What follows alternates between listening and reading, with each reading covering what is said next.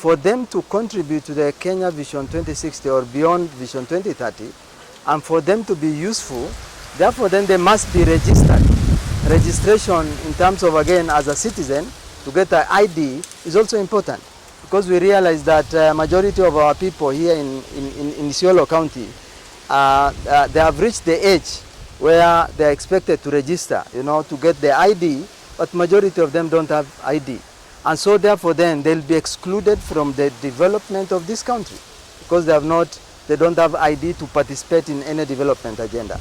And then number three, as part of also them exercising their right, we agree that we should also register them as voters, because you may have an ID, then you may not be able to exercise your voting right because you don't have a voter card. And that is why we said that as many of our youth must be registered, again, get the ID, so that then they get an opportunity and also participate in voting in the next general election, because that is how we get good leaders. Because if you don't participate in the electing of leaders, then you blame yourself, because you are part of the reason as to why then you have bad leaders in part of this country. And that is why we said that people must be, registered as voters, as well as also ID card. And that is why we had this meeting. We said that let us get as many of our youth and many of our sons and daughters, as well as also our fathers and mothers, to register as voters, as well as also get their ID, so that then they can be able to exercise their right. Today we talked about the security situation in Isiolo. Among the many issues that has been highlighted by the County Commissioner and Professor Nura, we talked about banditry. We also talked about political hygiene. Now that we are going to an electoral season, that every politician, every supporter, you should do your campaigns, or you should practice political hygiene. The no name calling, not political balkanization or ethnic balkanization. People should do their campaign in peace.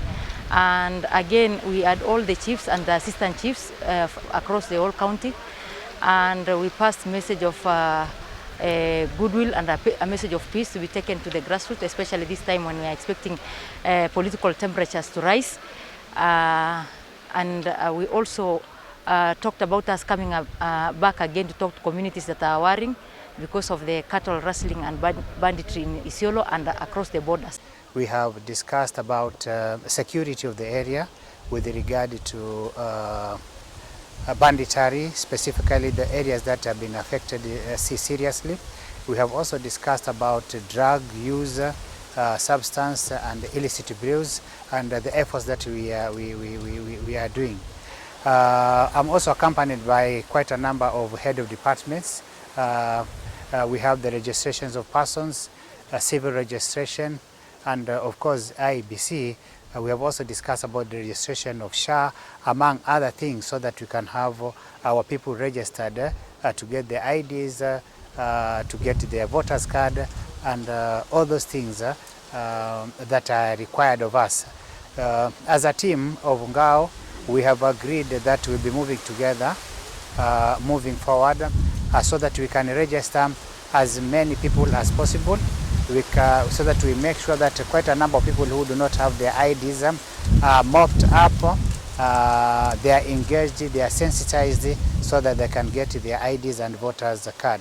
And the registration, civil registration equally, we have actually made a plan, so some sort of a work plan on how we are going to engage our people from the ward levels.